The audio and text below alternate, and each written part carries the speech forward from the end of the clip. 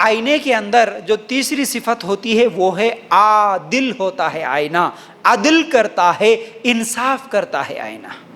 आईना कैसे इंसाफ करता, याद रखो, जैसे अगर मैं आईने के सामने ठहर गया, राइट, मेरे चेहरे पे जो धब्बे हैं, मेरे चेहरे पे जो दाग हैं, जो नुक्स हैं, जो खराबियां हैं, वो मुझे दिखाता, लेकिन मैं जाने के बाद या फिर मेरे ही सामने मेरे चेहरे पे अगर एक फुंसी है, एक धब्बा है, उसे एक ही दिखाता या नहीं तो एक को दो करके दिखाता?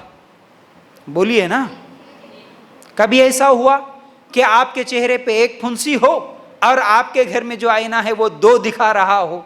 नहीं ना। आईने को कॉपी करना तो नहीं आता ना, आईने को जिराक्स बनाना तो नहीं आता ना, एक है तो उसको 10 दिखाएं, ऐसा तो नहीं होता ना। आईना अदल करता है, इंसाफ करने वाला होता है। एक है तो एक ही दिखाता, दो नहीं दिखाता, चार नहीं दिखाता, बड़ा चढ़ा के नहीं दिखाता।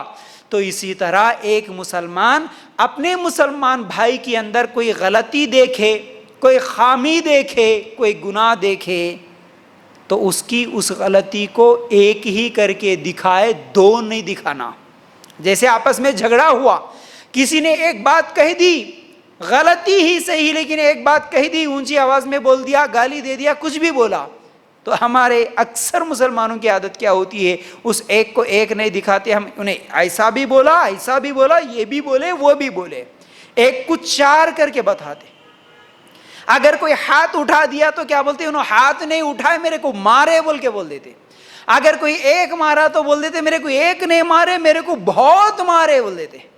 हाथ से मारे तो बोलते लकड़ी से मारे बोलते। अल्लाह अकबर।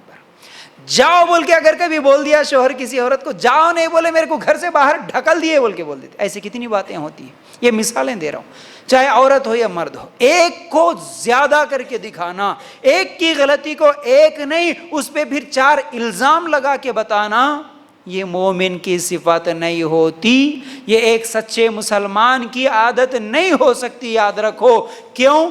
अल्लाह के रसूल सल्लल्लाहु अलैहि वसल्लम ने कहा, एक मुसलमान आईने की तरह होता, जैसे आईना एक को एक दिखाता, मुसलमान भी एक को एक ही दिखाएगा, उसको और ज्यादा नहीं जी। उसको अब मौका मिल गया ना, जैसे होता ना हमारे पास, किसी से अगर कोई दुश्मनी हो, अगर वो कोई गलती करें, अगर उसका कभी पुलिस में जाना हुआ या कोर्ट हो गया, केस हो गया, कोई दूसरे आदमी के साथ, उसके साथ कोई अनबन हो गई, तो हम क्या करते हैं, हाँ तवा गरम है, चूल्हा गरम है, तो फिर उस पर हमारी भी रोटी सेक लो, चलो अब हम भी जाके बोलेंगे इन्हें हमारे साथ भी ऐसा करा, और एक भी तैयार होता हमारे साथ भी ऐसा करा। एक को चार गलतियां मिला के डाल दो अब उसे उसके ऊपर, एक को चार केस डाल दे के उसको अंदर करा दो। बस मुसलमान आज क्या क्या कर रहा है, हमारे नबी सल्लल्लाहु अलैहि वसल्लम क्या बता के गए और हमारे अखलाक कैसे हो रहे हैं।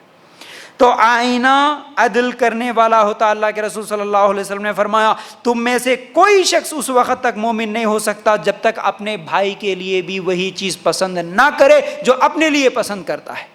क्या हम चाहते हैं कि हमारे ऊपर एक के चार इल्जाम लगे, हमारे ऊपर भी एक से चार बोहतान लगे? हम चाहते हैं कि हम जो है सो जेल में गुजारे, हम जो है सो रुसवा हो जाए, हम जो है सो जलील हो जाए। हम नहीं चाहते अपने लिए, तो हम अपने मुसलमान भाई के लिए भी ना चाहे। इसी तरह अगर कोई कभी, ये भी बात याद रखो, कोई आदमी मजबूरी में कोई चीज़ बेच देता है, मिसाल के तौर पर जैसे अभी जहेज के बारे में आप सुन रहे थे, बेटी की शादी करना है, मजबूरी है, अच्छा रिश्ता आ गया बोल के कई लोग ऐसे होते हैं जो रहे सो प्लाट, दुकान, मकान, गाड़ी कुछ तो भी बेचने के लिए तैयार हो जाते हैं।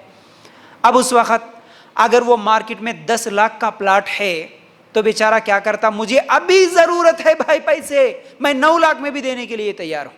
अब खरीदने वाला क्या करता, अच्छा इसके मजबूरी का फायदा उठाएंगे, इन्हें 9 लाख बोल रहा ना, इन्हें पूछता 7 लाख में देना है तो दो, अभी देता हूं पैसे 7 लाख में होना, हालांकि उसका है 10 लाख का।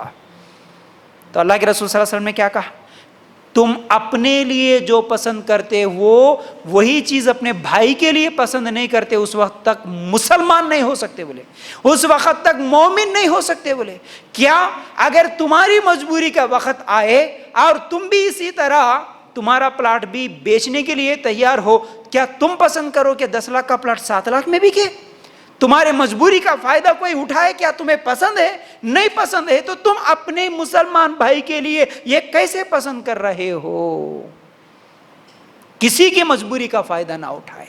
कोई बीमार है, कोई कर्जों में डूबा हुआ है, कोई परेशानियों में है, उस वक्त उसकी मजबूरी का फायदा उठा के उसकी कोई चीज खरीदना हो, या नहीं तो उसको अगर कोई चीज देना हो तो ज्यादा करके बढ़ा चढ़ा के देना हो। बहुत सारे लोग ऐसे भी होते हैं जो डॉक्टर्स होते हैं, खासतौर से कोई दवाइयां देने वाला होता है, हाँ कोई चीज बेचने वाला होता है, जैसा कि तरकारी बेचने वाला ही क्यों ना हो, कोई भी चीज हो, हाँ मजबूरी में आ गया, अब उसके पास नहीं है, मेरे पास है, अब क्या करूंगा, उसको बढ़ा चढ़ा के उसकी मजबूरी का फायदा उठा। डॉक्टर से दवाई देना है, हाँ आपकी बीमारी छोटी है, लेकिन क्या करेंगे, आपकी मजबूरी है, अब मेरे को इतने लाख होना तो मैं इलाज करूंगा वरना नहीं।